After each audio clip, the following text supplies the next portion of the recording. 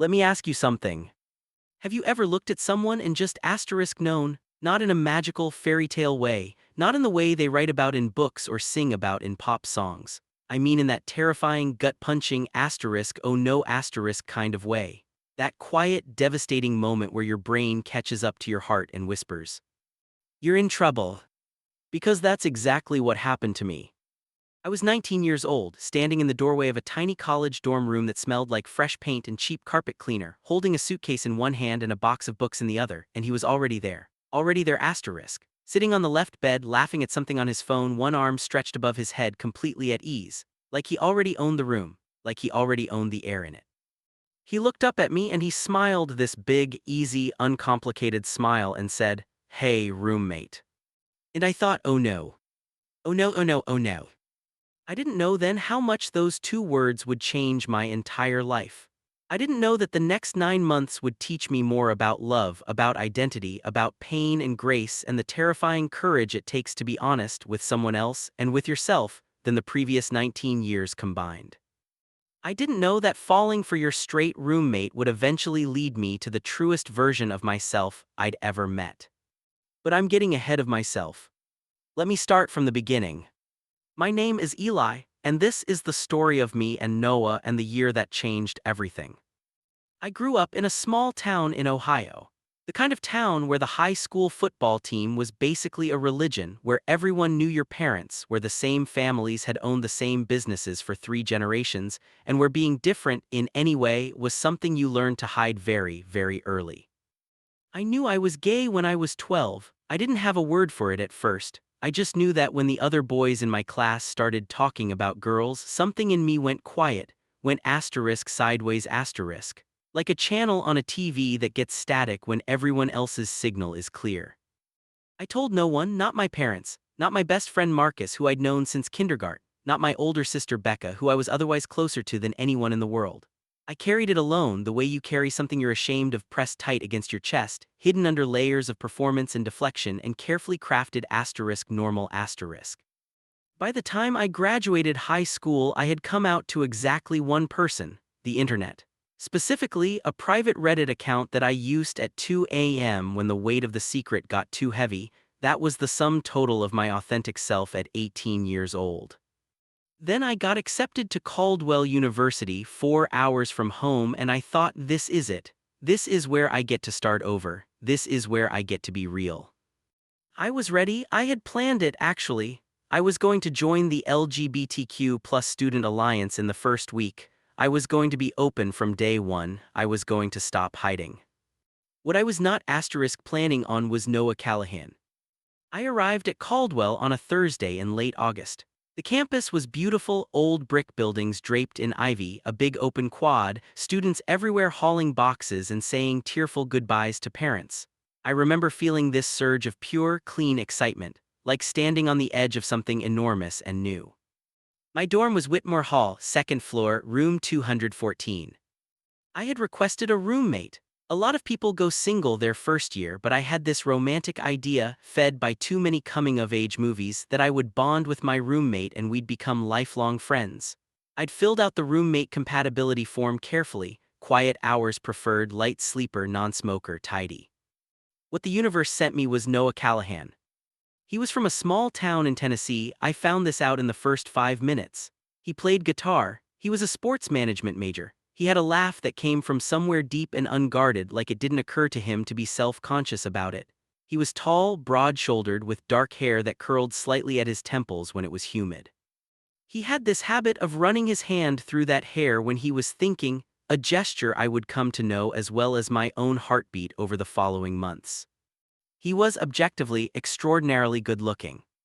And this became clear within about 48 hours, as straight as an arrow.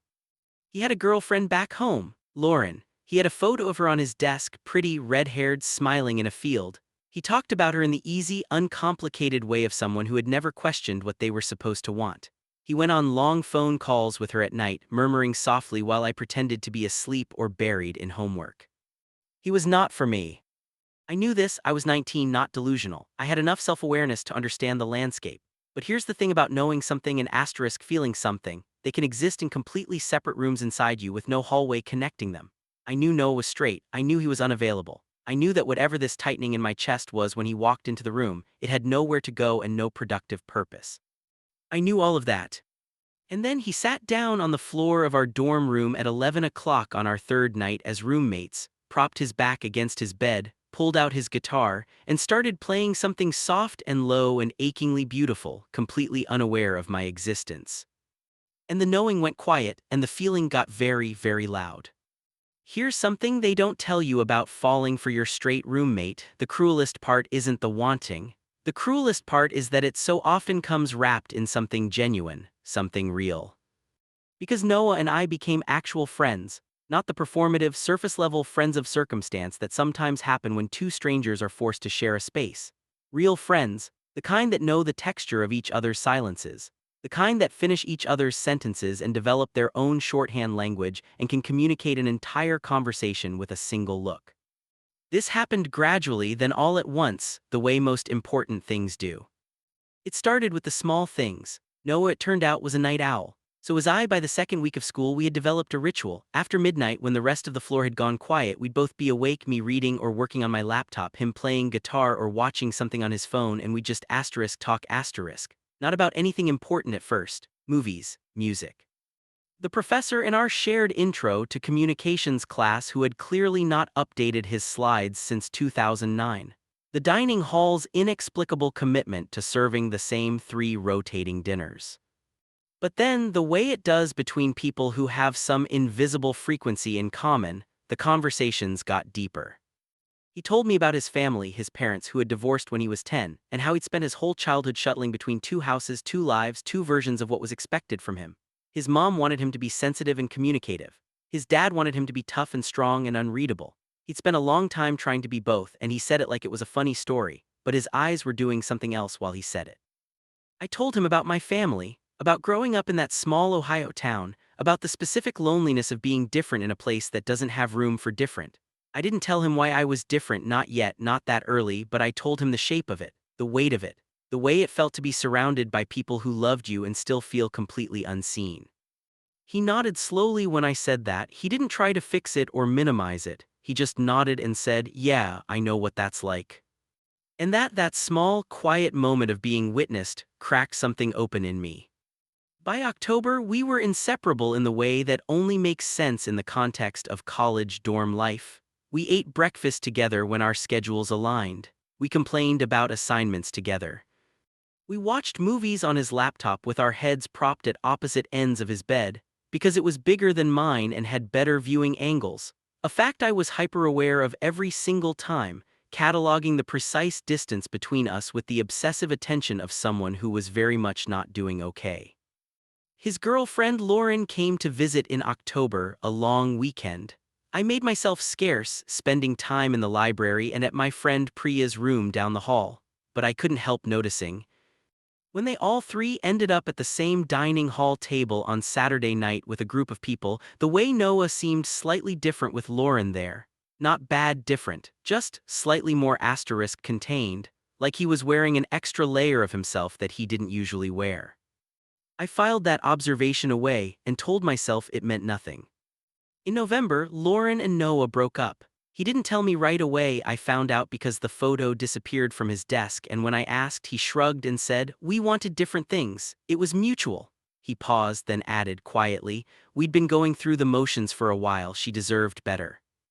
I didn't celebrate. That would have been cruel. I said I was sorry, and I meant it not because I wanted them together, but because I could see something complicated moving behind his eyes and I hated seeing him hurt. But I am not going to lie to you and pretend my heart didn't do something complicated and shameful and hopeful and immediately squashed in that same moment. Because it did. I'm being honest with you. This is a story about honesty. I have to start here. December, first semester finals. The dorm was a pressure cooker of stress and caffeine and people crying quietly into their textbooks. I came out to Noah on a Tuesday night, 11 days before Christmas break. It wasn't planned. I had been planning to do it differently, more deliberately, with more preparation, in some calculated moment where I felt completely safe. What I had not planned was for us to be sitting in our room at 1 in the morning, both avoiding our respective finals prep, watching a random Netflix documentary about marriage equality and the history of the gay rights movement in America. The documentary was good, moving. It had these incredible interview segments with older gay men talking about what it was like to love someone in an era when that love was invisible, illegal, dangerous. I found myself gripping the hem of my sweatshirt, watching with the tight, specific feeling of seeing your own life reflected back at you through someone else's story. Noah was quiet, he was watching carefully, genuinely, not checking his phone, not making jokes, just watching. And then one of the men in the documentary, an elderly man with kind eyes and white hair, said something like, "The hardest thing wasn't the law, the hardest thing was just saying it out loud. The first time, just saying the words, because you think you'll disappear, you think the world will collapse, and then you say them and you're still there, and somehow that's the most terrifying and the most wonderful thing." I felt Noah glance at me. I don't know what he saw in my face. I wasn't aware of what I was doing, what I was showing, but something must have been visible because he didn't look away, he just waited. And into that waiting, somehow, without planning, without the deliberate, careful framework I had constructed, I said, "I'm gay." Just like that, two words dropped into the room like a stone into still water. The silence that followed lasted approximately 4 seconds and felt approximately 4 years long. Then Noah said, "Yeah." Just that, not surprised, not scandalized, just yeah. I turned to look at him. "What do you mean, yeah?"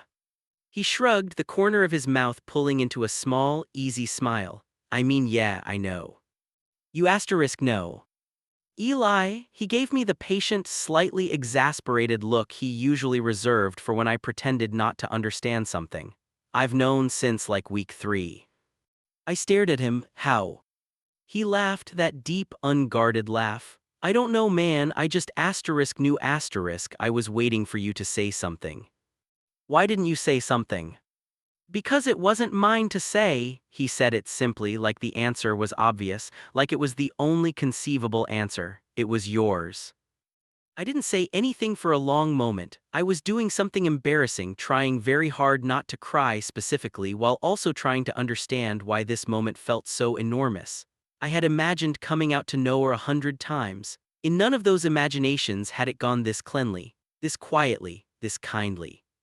Does it bother you, living with, being friends with? No, firm, simple, no pause for consideration because there was nothing to consider. "You're my best friend, Eli, you've been my best friend since roughly October 3rd. October 3rd.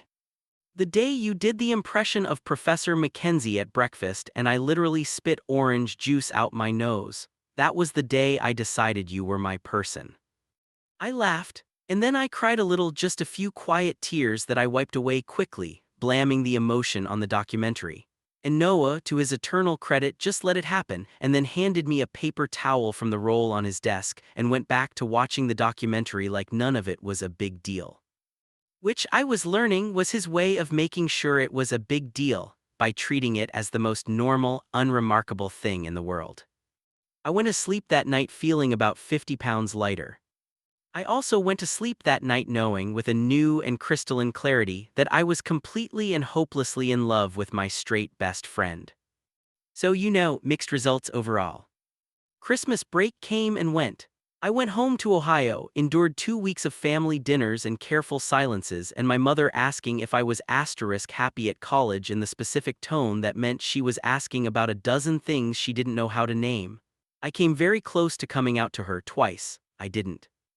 But something had shifted, something fundamental and irreversible. Noah knowing, Noah receiving that truth about me with such quiet ease had changed the internal landscape.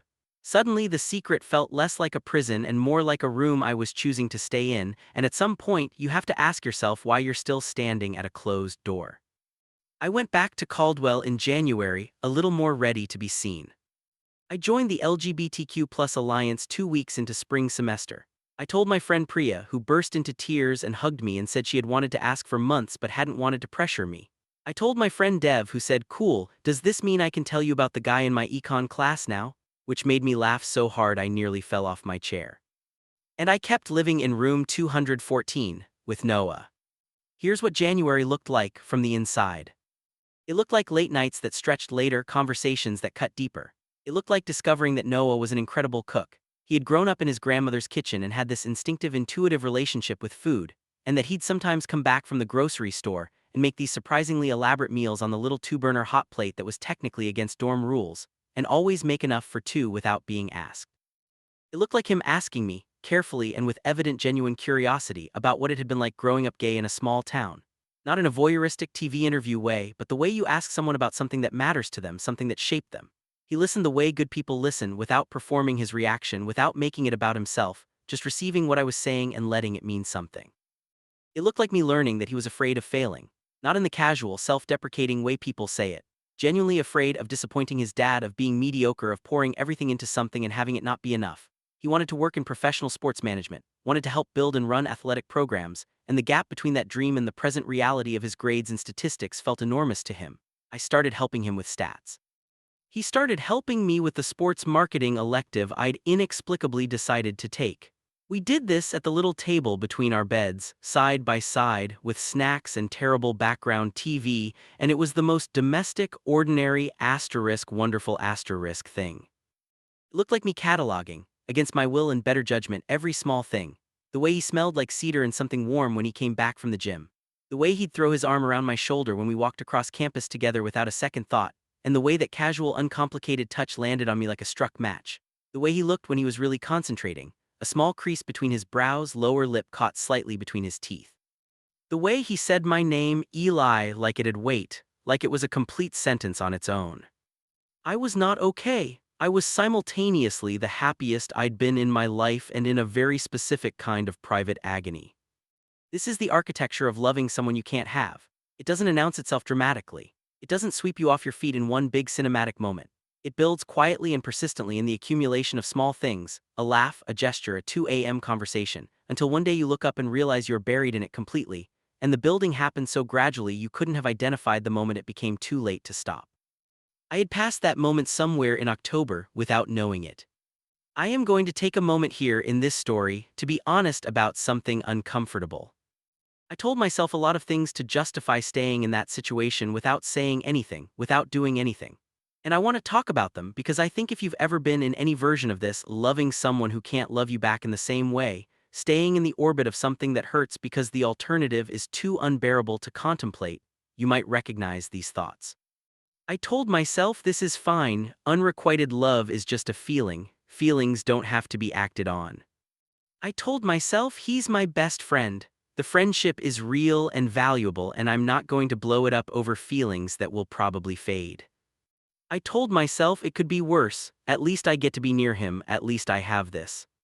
I told myself I'm not doing anything wrong, I'm not telling him, I'm not making it weird, I'm just living with it.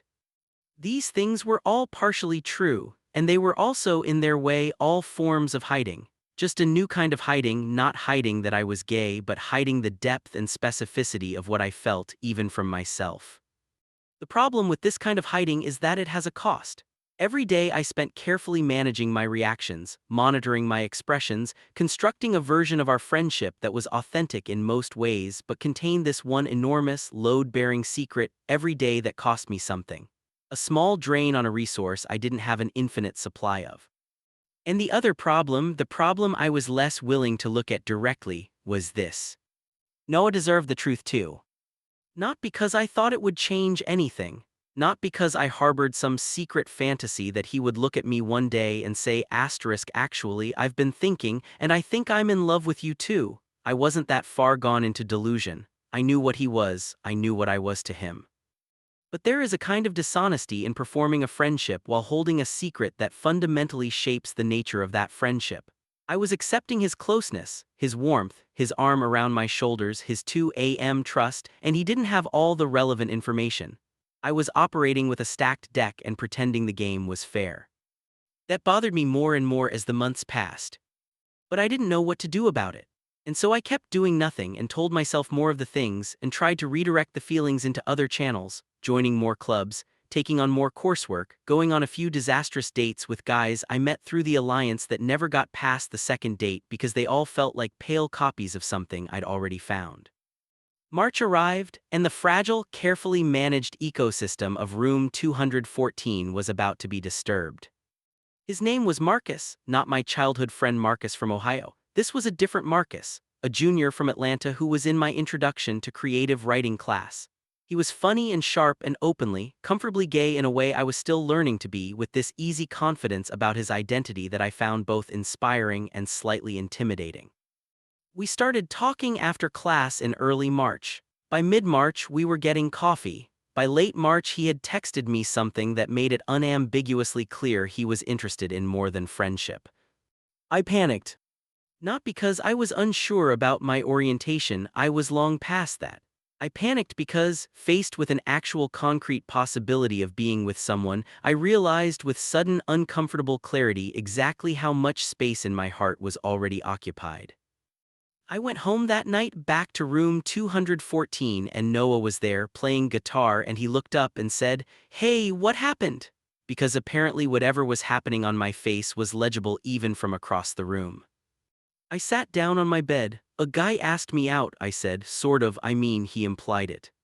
Noah put the guitar down. His expression was, I didn't know how to read it, attentive, careful something. "Are you into him?" he asked. "He's great," I said. "He's funny and smart and he's—" That's not what I asked. I looked at him. He was watching me with that clear-eyed directness he had, the thing that made him, when he chose to deploy it, almost impossible to evade. "I don't know," I said, which was a lie I knew perfectly well. I just couldn't say the reason I don't know is that I'm in love with you and it makes everyone else feel like a consolation prize because that was deranged and also, logistically speaking, a catastrophic thing to say. Noah was quiet for a moment, then he said, "Eli, can I say something that might be annoying?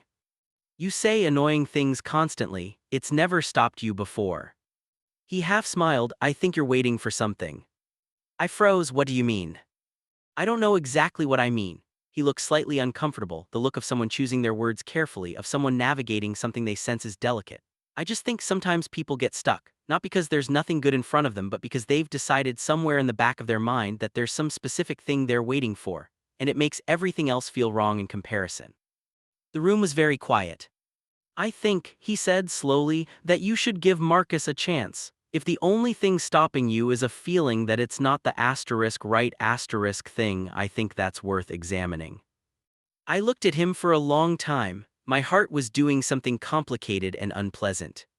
"Yeah," I said finally, "okay. I'm not trying to push you out the door," he said quickly. He paused. "I want you to be happy, Eli, like actually happy, not just managing." Something in me cracked a little at that, not just managing, as if he could see the scaffolding, as if he knew more than I thought he knew. "I'll text Marcus," I said. I went on 3 dates with Marcus over the following 2 weeks. He was genuinely wonderful, attentive, funny, ambitious, passionate about his work. He wanted to be a screenwriter. He talked about stories the way I thought about them from the inside, and it was exhilarating to talk to someone who operated in that same territory. On the 3rd date, sitting in a cafe off campus, he looked at me across the table and said very directly, "Can I ask you something kind of personal?" "Sure," I said. "Is there someone else?" I opened my mouth, closed it.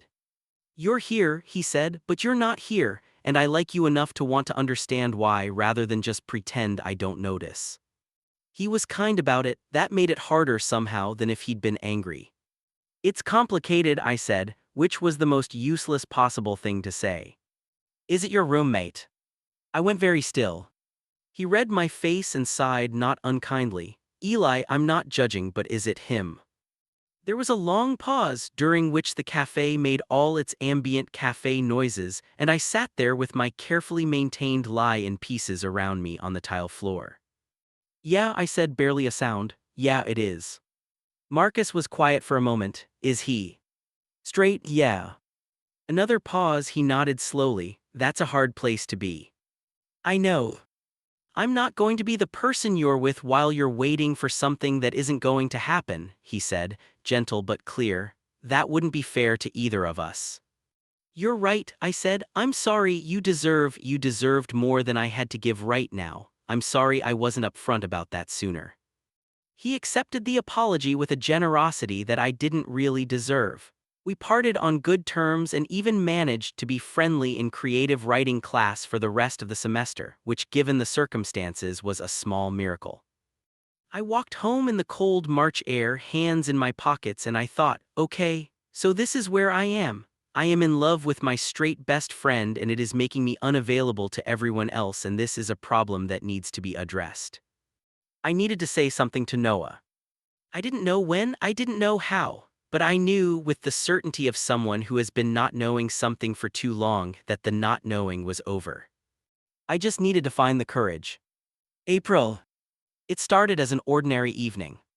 We had both had long days, me with a creative writing workshop that had gone sideways, him with a statistics midterm he felt uncertain about.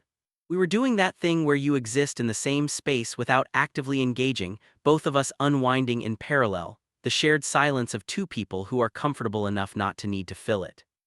He was on his bed reading. I was at my desk, supposedly working on an essay, actually staring at the screen and replaying the Marcus conversation in my head for the 400th time. At some point, the silence changed quality. I noticed it before I identified it, a slight shift in the room like pressure before weather. Hey, Noah said. I turned, he was looking at me over the top of his book with that careful, clear-eyed expression, the one that meant he was about to say something real. Hey, I said. He set the book down, he seemed to be weighing something. Can I ask you something?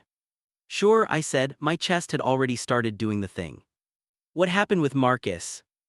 I had not told him much about the end of those 3 dates.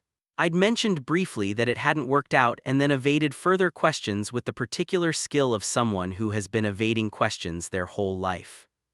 It just didn't work, I said. Eli. What? What actually happened?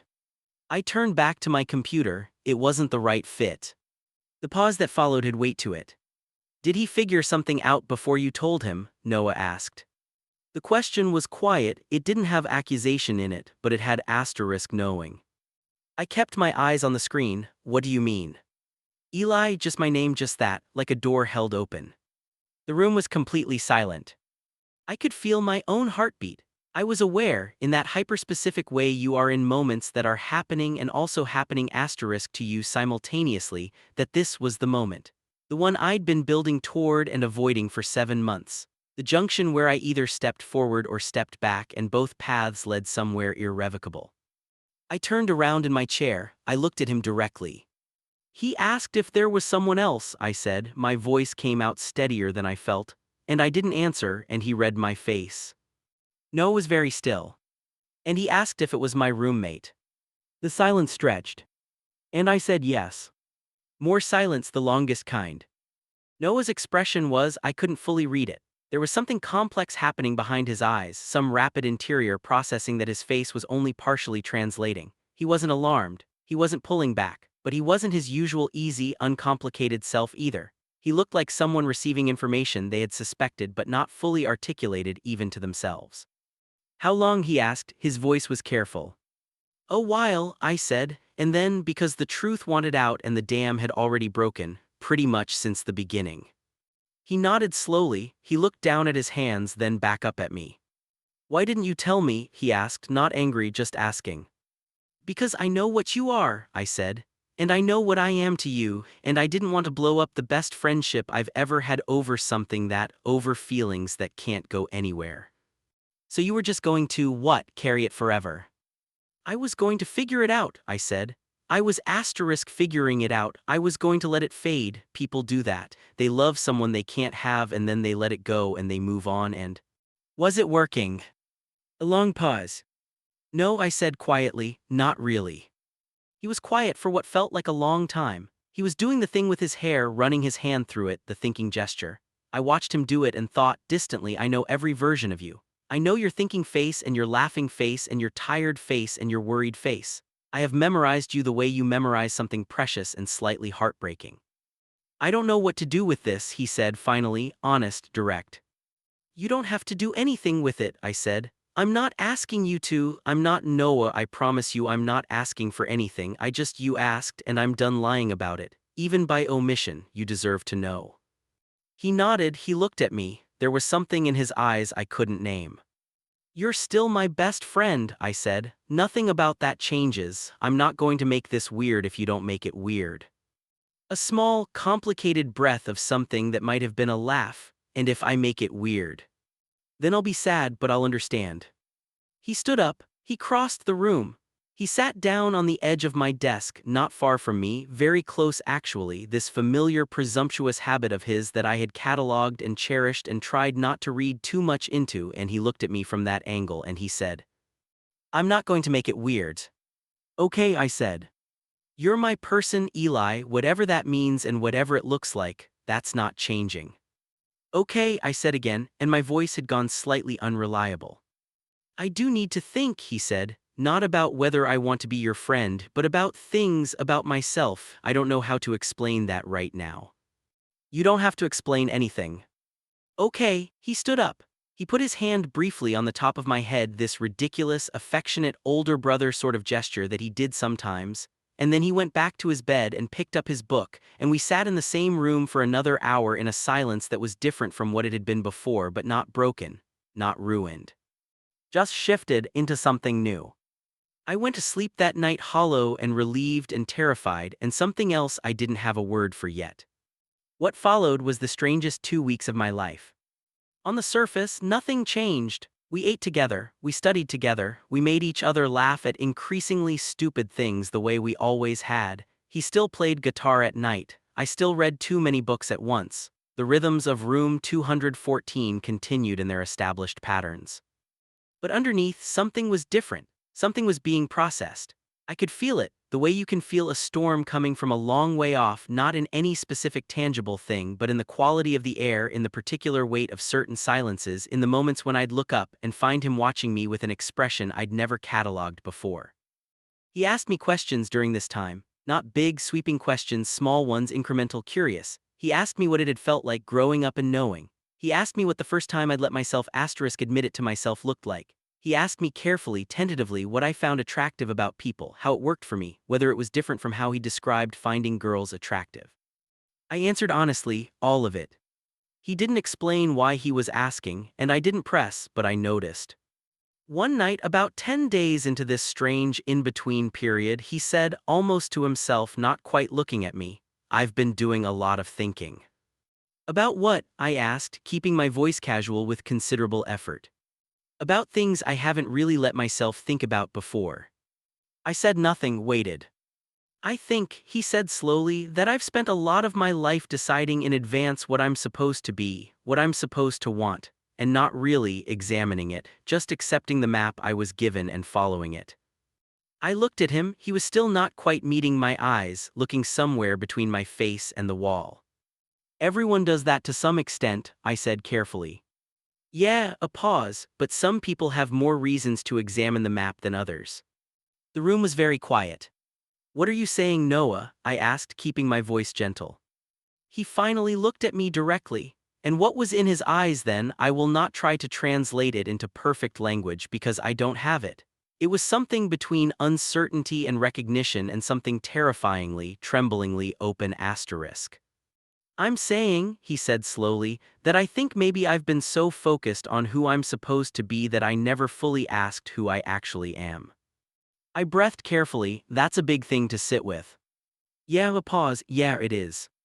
"You don't have to have any answers right now," I said, "you know that, right?" He nodded, "I know, then, it helps that this is something you've already done, that you know the territory." Something in my chest ached with the specific, bittersweet tenderness of that. This person who had received my truth so gracefully was now, months later, standing at his own version of the same door, and he was not alone in the dark. "I'm not going anywhere," I said. "Whatever you figure out, I'm not going anywhere." He nodded, his eyes were bright. "Okay." He said, "Okay." The last week of April, a Thursday night late. I want to tell this carefully because it is the part that matters most, and it deserves to be held with care. We had been at a friend's birthday gathering, a small group, a few drinks, nothing dramatic. Noah had been quiet for most of it in a way that was distinct from his usual comfortable quiet. Something turned inward and processing. I had been watching him the way I always watched him, the cataloging I couldn't stop doing, and I had noticed. On the walk back to the dorm in the cool spring night, he was still quiet. Not sad exactly, just somewhere inside himself. We got back to the room, changed, did the bathroom things, the end of evening mechanics. I was about to get into bed. He was sitting on his bed, forearms on knees, looking at the floor. "Hey," I said, "you okay?" He looked up, and the expression on his face, it was the most unguarded I had ever seen him, stripped of all the easy confidence and the armor and the performance. Just him, raw and real and slightly terrified, and something else I was afraid to name. "I need to tell you something," he said. My heart stopped, started again, very loud. "Okay," I said. I sat down on my own bed facing him. He took a breath, he looked at his hands, he looked at me. "I've been thinking," he said, "about everything, about myself, about what you said that night, about the things I've never really asked myself." He paused. "And I think I don't know the right word for what I am or what this is or how to explain it, but I think I've been lying to myself for a long time about what I feel, in general, about things." He stopped, started again. "I think," he said with the careful precision of someone choosing each word like they're diffusing something, "that I have feelings for you that I don't know what to do with, and I don't know what that makes me. And I'm not standing here claiming I have everything figured out because I don't, but I'm done following the map without questioning it. You taught me that, just by being who you are, you taught me that." The room was completely silent. I realized I had been holding my breath. "Noah," I started. "I'm not asking you to do anything," he said quickly. I know this is complicated. I know I don't have a clean label or a clean answer, but I can't keep sitting here watching you be brave about who you are and being a coward about myself." I looked at him for a long time, the person I had memorized. The laugh and the hair and the guitar and the statistics homework and the cedar warm smell and the hand on the top of my head and the 2 a.m. conversations and the kindness, the specific quality of his kindness, that had been the first thing to undo me all the way back in August. "You're not a coward," I said. My voice was quiet but steady. "You never have been, you were taking the time you needed. That's not the same thing." He looked at me, something in his expression broke open slightly. "I don't want to hurt you," he said. If I figure myself out and it ends up being something different than what you feel, I don't want to." "Noah," I said his name the way he sometimes said mine, like it was a complete sentence. "That's a risk I've been living with since August. I'm not afraid of it." A long pause. "What are you afraid of?" he asked. I thought about it honestly. "I'm afraid," I said slowly, "of you never knowing that you're the most important person in my life. That's the thing that scares me, not the outcome, the hiding." He was very still. "I already know that," he said softly. "I know, but now you know it from me." Something shifted in his face, something eased, like something he had been holding for a long time was being set down. He crossed the small distance between our beds. He sat down next to me, not dramatically, just sat close, both of us facing the same direction, shoulders touching. "I don't have everything figured out," he said. "I need you to know that going in, I've never been with a guy, I don't know what I am exactly, I just know what I feel right now in this room next to you. Is that enough to start with?" I considered that question, the honest, careful question of a person who was learning in real time the courage to be uncertain. "Yeah," I said, "that's exactly enough." He reached over and took my hand, just that, held it. We sat like that for a long time in the quiet of room 214, while the campus went still around us. Outside, the spring night was soft and enormous. Inside, something was beginning. I want to be honest about this part too, because stories that end with the holding of hands and imply that everything after was perfect are doing you a disservice. What came after was wonderful and messy and real, in equal measure. Noah spent the following months genuinely exploring and examining himself, his identity, what he wanted, how he understood attraction and love and all the complicated terrain of it. He was honest with me throughout this process, honest about his confusion, about the days when he felt certain and the days when the uncertainty crept back, about the specific terror of reconfiguring an understanding of yourself that has been in place your entire life. I was honest with him too, about my feelings, about my fears, about the ways I sometimes had to manage my own hope so it didn't outpace his process. We were not immediately in a relationship. We navigated a period of being something without a clean name, not just friends, not yet partners, something in the honest, uncertain middle. There were conversations that were hard. There were moments where the mismatch and where we each were was painful. There were nights I went to sleep wondering if I'd misread something, if I'd projected, if the thing I thought was happening was a story I was telling myself. But Noah kept showing up. That is the thing I want you to understand about him. He kept choosing honesty over comfort. He kept doing the internal work even when it was hard. He came out to himself gradually in stages as bisexual, eventually a word he sat with carefully and then accepted with the particular relief of someone who has found the word that fits. He told his roommate, me first, then he told his sister, then eventually his parents. His dad's reaction was difficult. There were hard phone calls and difficult months.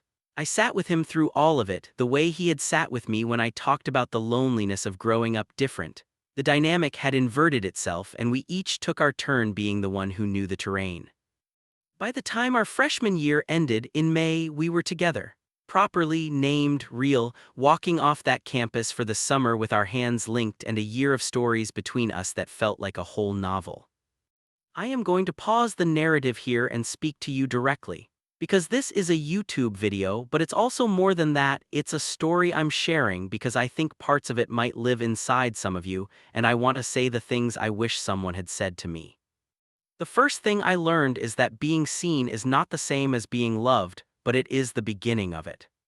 Noah saw me. From the very beginning, he saw me, not just the version of me I was performing, but the actual shape of me, the specific texture of my fear and my humor and my hope. And that seeing, the experience of being genuinely known by another person, was the foundation of everything that followed. You cannot love someone you don't see. You cannot be loved by someone who is only seeing a version of you that you've constructed for their comfort. Show yourself. It is terrifying. Do it anyway. The second thing I learned is that straightness is not always as simple as it looks from the outside.